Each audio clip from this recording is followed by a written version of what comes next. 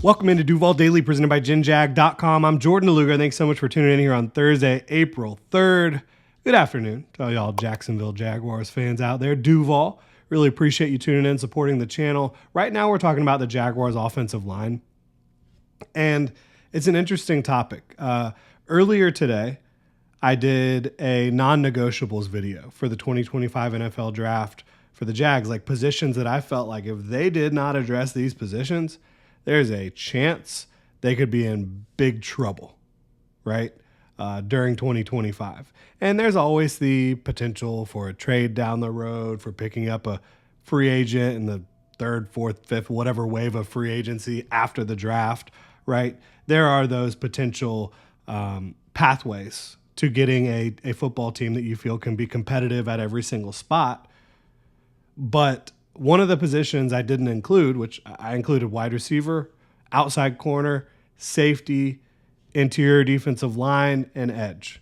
Interior defensive line, to me, was more about the future, quite frankly. Like, could you go out there and field a pretty good interior defensive line this year with the guys you have? I think so. I think Mason Smith is ready to pop. I think that Eric Armstead getting back on the interior is a big deal. I think that Devon Hamilton still has a lot more than Jaguars fans want to give him credit for.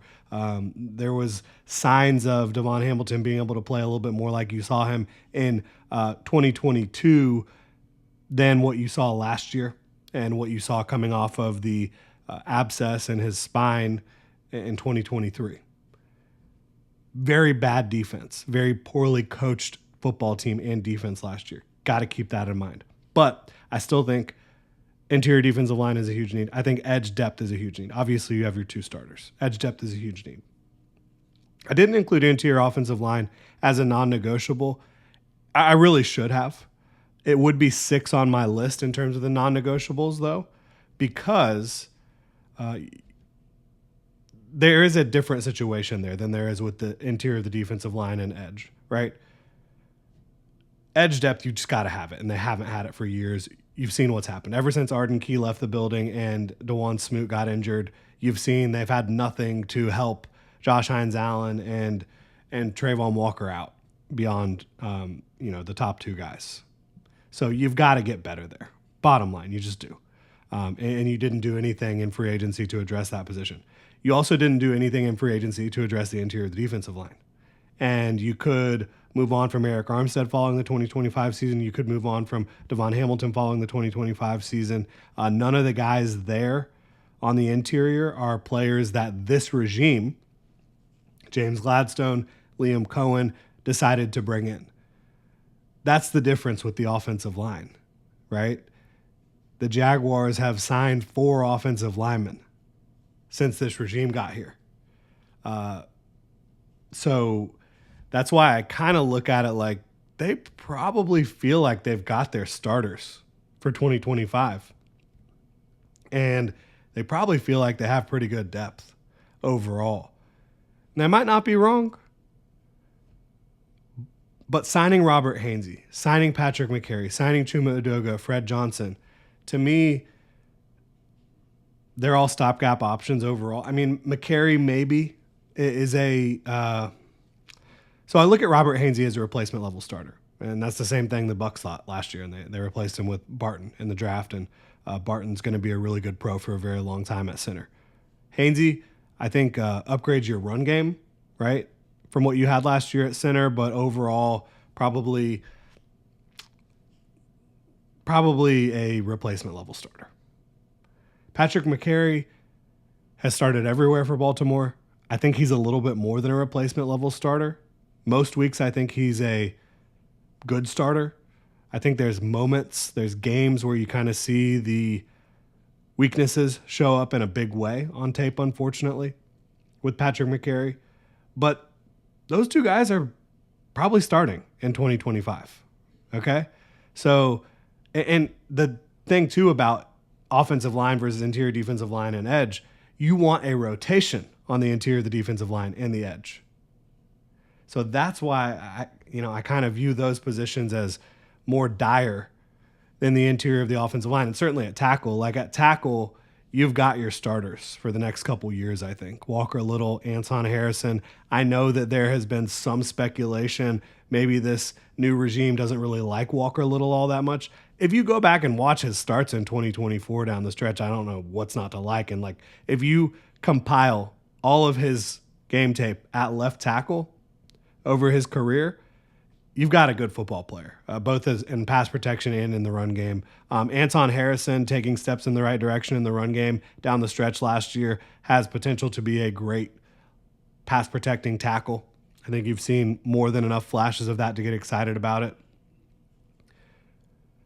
And again, you signed two interior guys, and you have Ezra Cleveland, who's another player who I think showed enough to say, hey, this guy's going to be starting for us this year, right? So I think they have their 5 starters. I think that, you've heard Liam Cohen talk about Luke Fortner as a backup, a guy that he's worked with, a guy that knows the system. They brought in Fred Johnson and Chuma Edoga to compete for backup roles. You still have a couple guys that can compete for backup roles, Cooper Hodges, Cole Van Lanen. So that's why I just don't quite view it as big of a need as interior defensive line or edge or safety or corner or wide receiver too. But it is a need. It is a need because which one of these guys can you clearly say is like a foundational piece? I think Anton Harrison can be a foundational piece. I was as high on Anton Harrison as anyone in the draft in 2023, right? But there's been peaks and valleys over the first couple years. He needs to have a big year 3 to really cement himself, not as a starter, like he's a starting caliber player, but as a foundational piece on the offensive line. Walker Little, I think you can say the same thing about. And I don't think that anybody on the interior is necessarily a foundational piece, which is why I think the Jaguars should address the interior of the offensive line in the first 4 rounds. And I think that they should address the offensive line in general probably multiple times in the 2025 NFL draft. So it would be 6 on my list of non-negotiables, if you want to put it there. The only reason I didn't put it as a non-negotiable, again, was because they probably feel like they have 7 guys, 8 guys, but do they have any real impact guys on the interior? That's my question. Maybe Liam Cohen can coach it up out of these guys and make them look more like help them reach their ceiling, right? Maybe. But I think that you've got to go get an interior offensive lineman in the first 4 rounds. And the Jaguars have 6 picks in the first 4 rounds. So in my perfect draft world where value of the prospects aligns with need, the Jaguars are landing these 6 non-negotiable pieces in the first 4 rounds.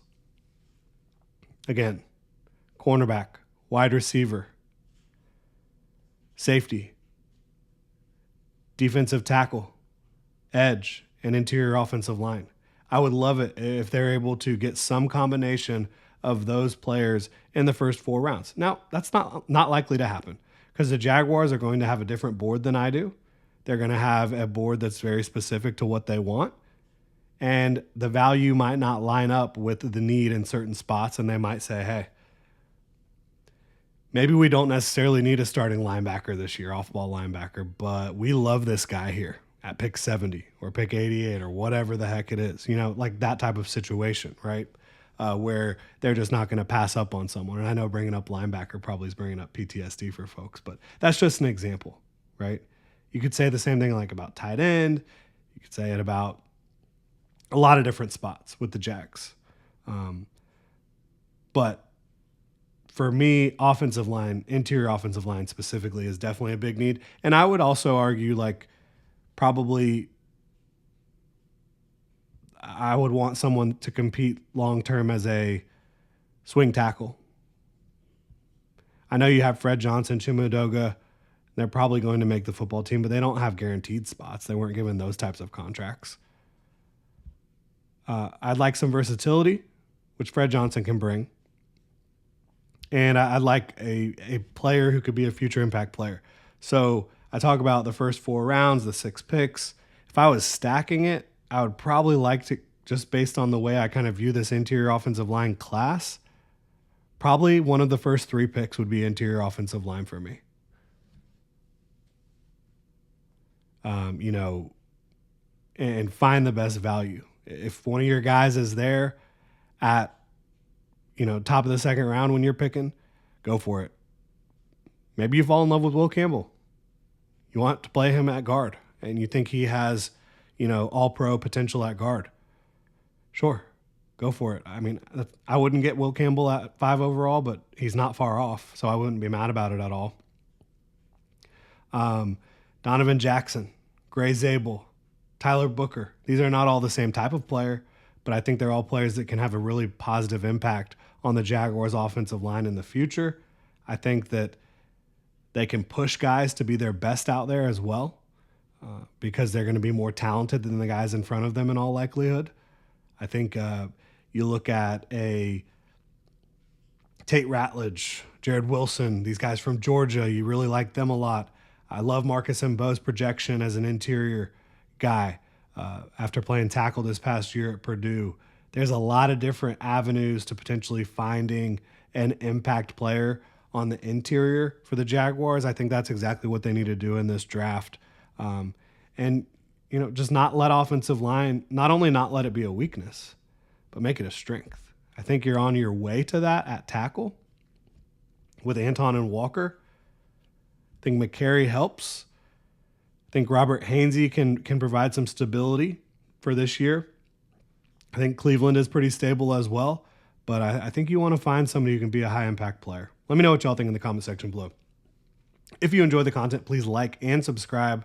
Y'all have a good one.